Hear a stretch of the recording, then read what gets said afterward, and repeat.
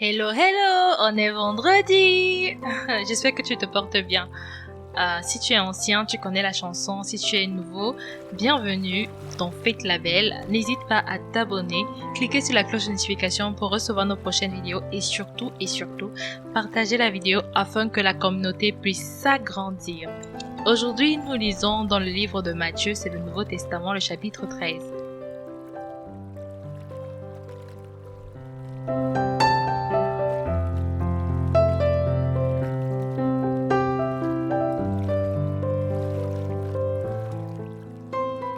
Ce même jour, Jésus sortit de la maison et s'assit au bord de la mer. Une grande foule s'étant assemblée auprès de lui, il monta dans une barque et il s'assit. Toute la foule se tenait sur le rivage. Il leur parla en parabole sur beaucoup de choses et il dit : Un semeur sortit pour semer. Comme il semait, une partie de la semence tomba le long du chemin. Les oiseaux vinrent et la mangèrent. Une autre partie tomba dans les endroits périlleux, où elle n'avait pas beaucoup de terre.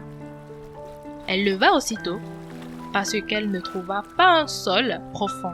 Mais, quand le soleil parut, elle fut brûlée et sécha, faute de racines. Une autre partie tomba parmi les épines. Les épines montèrent et l'étouffèrent. Une autre partie tomba dans la bonne terre.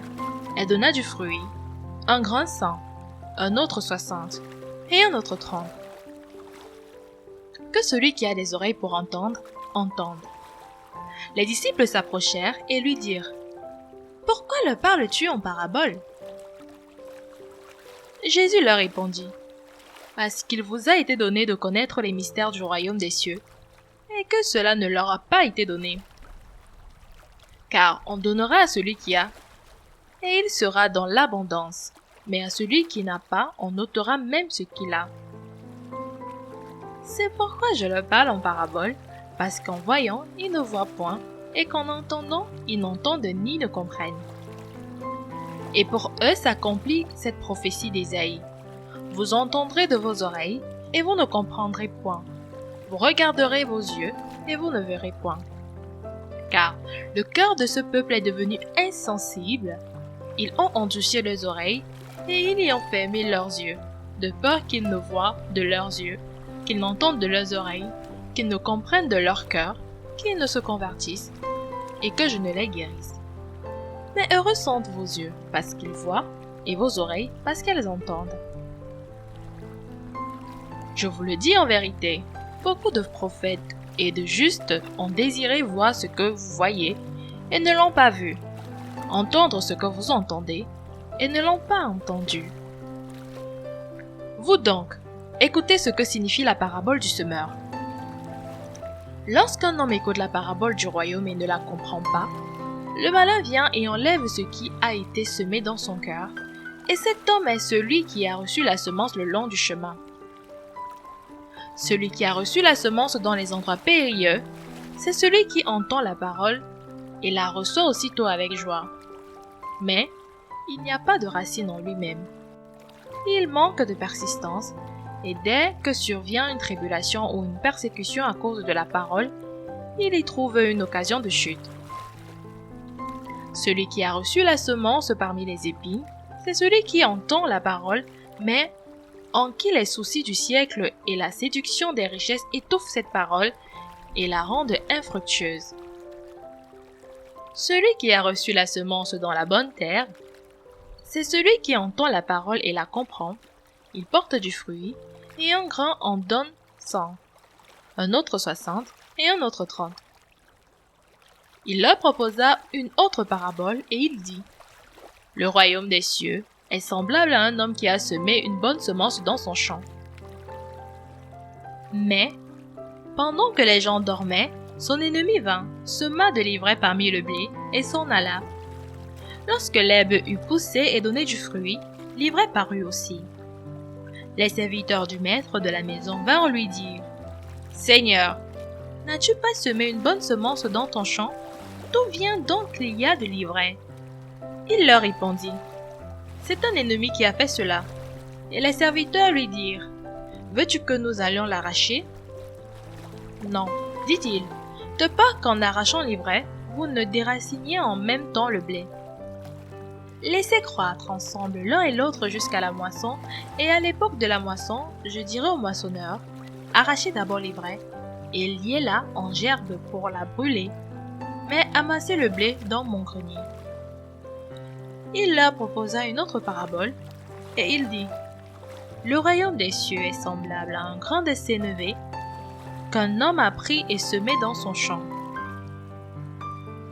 C'est la plus petite de toutes les semences, mais quand elle a poussé, il est plus grand que les légumes et devient un arbre, de sorte que les oiseaux du ciel viennent habiter dans ses branches. Il leur dit cette autre parabole. Le royaume des cieux est semblable à du levain qu'une femme a pris et mis dans 3 mesures de farine, jusqu'à ce que la pâte soit toute levée. Jésus dit à la foule toutes ces choses en parabole, et il ne lui parlait point sans parabole. Afin que s'accomplisse ce qui avait été annoncé par le prophète. J'ouvrirai ma bouche en parabole, je publierai mes choses cachées depuis la création du monde. Alors, il renvoya la foule et entra dans la maison. Ses disciples s'approchèrent de lui et dirent, « Explique-nous la parabole de l'ivraie des champs. » Il répondit, « Celui qui sème la bonne semence, c'est le Fils de l'homme. Le champ, c'est le monde. La bonne semence, ce sont les fils du royaume. L'ivraie, ce sont les fils du malin. L'ennemi qui l'a semé, c'est le diable. La moisson, c'est la fin du monde. Les moissonneurs, ce sont les anges. Or, comme on arrache l'ivraie et qu'on la jette au feu, il en sera de même à la fin du monde. Le Fils de l'homme enverra ses anges, qui arracheront de ce royaume tous les scandales et ceux qui commettent l'iniquité, et ils les jetteront dans la fournaise ardente, où il y a des pleurs et des grincements de dents. Alors les justes resplendiront comme le soleil dans le royaume de leur Père. Que celui qui a des oreilles pour entendre, entende. Le royaume des cieux est encore semblable à un trésor caché dans un champ. L'homme qui l'a trouvé le cache, et dans sa joie, il va vendre tout ce qu'il a et achète ce champ.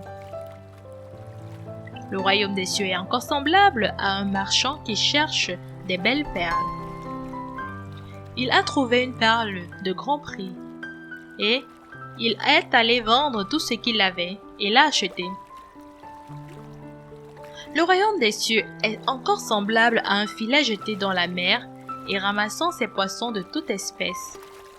Quand il est rempli, les pêcheurs le tirent et après s'être assis sur le rivage, ils mettent dans les vases ce qui est bon et ils jettent ce qui est mauvais.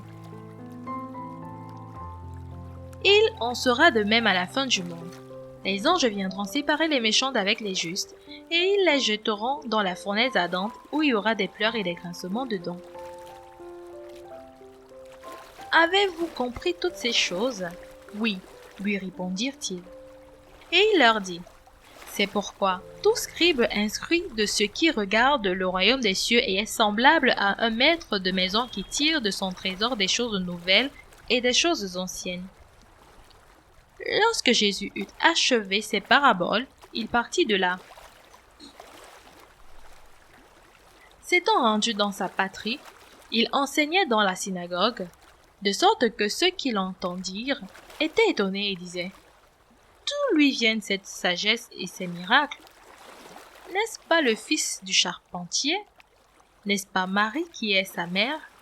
Jacques, Joseph, Simon et Jude, ne sont-ils pas ses frères? Et ses sœurs ne sont-elles pas toutes parmi nous? D'où lui viennent donc toutes ces choses? » Et il était pour eux une occasion de chute.